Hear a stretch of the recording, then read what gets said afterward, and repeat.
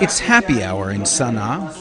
Welcome back to Sana'a. Thank you very Hope much. to see more of you here. Inshallah. Inshallah. Every afternoon, millions of Yemenis take time out to gather with friends in houses or any other comfortable spot to chat about the day's events, matters big and matters small, whatever's on your mind. And to chew ghat, a leafy plant that thrives in Yemen's rugged mountains. So this is the cut that we chew in Yemen. It's a mild brain stimulant. Or a dangerous narcotic, depending on whom you ask. Consuming ghat is legal in Yemen, but it's banned in many countries in the Middle East, as well as in the United States. Ghat has been chewed for centuries.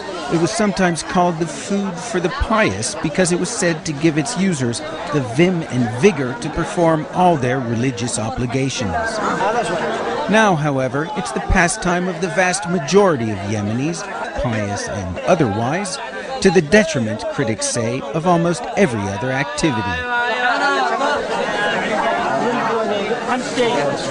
At midday, men flock to the market to buy fresh supplies. Yahya Ali, a tailor, says he spends about $1 a day on ghat, a lot in a country where most incomes are less than $1,000 a year.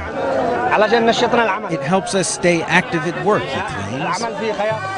By afternoon, it's perfectly normal to see men, their cheeks bulging with ghat, wandering around with vacant expressions. For farmers, growing ghat is an obvious choice. We could grow other crops like coffee or corn or grapes, says farmer Ali Fagih, but the most profitable crop is ghat. In a ghat-growing area outside the capital, we met farmers who were eager, maybe too eager, to share their crops. Concentrate much more. Really? Okay. They boast this is 5-star ghat, or vitamin Q as some Yemenis call it. The president, the ministers, they all use this ghat, one tells me. What makes their ghat so special, they insist, is that it's completely organic. The presence of these insects is an indication that chemicals have not been used. It means it's clean, because one of the biggest dangers of ghat is in fact the chemicals, the pesticides, the fertilizers, the fungicides that are oftentimes used. The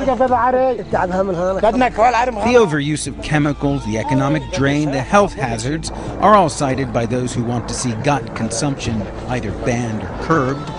Professor Mansour Dhubani from Sana'a University readily admits there's a downside to ghat, but warns it's no easy feat to change a very old habit.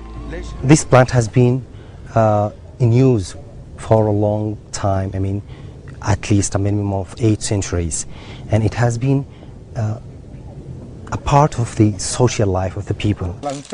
Even Yemen's long-serving president, Ali Abdullah Saleh, is known to like to chew the ghat from time to time.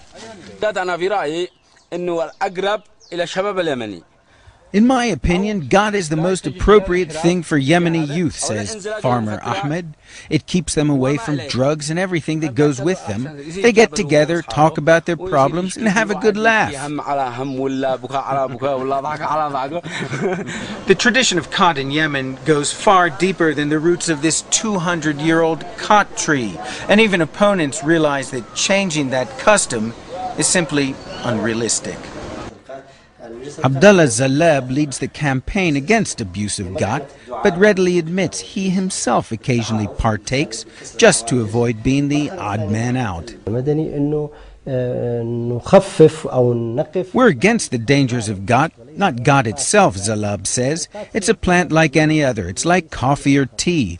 But we're fighting against the time wasted in consuming it, the way it's consumed, and the dangerous effects of the use of pesticides.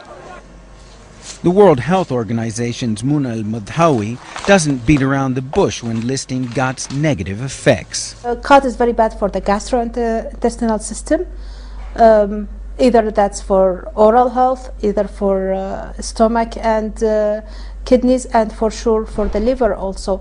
The other health effects is on hypertension and blood pressure. So people who have high blood pressure should stop chewy curry. Maybe they should, but the weight of history suggests it may take many years for Yemenis to give up such a cherished pastime. Love Ghat or hate Ghat, Yemenis will probably be ruminating its pluses and minuses for years to come. Ben Wiedemann, Sana'a, Yemen, for Inside the Middle East.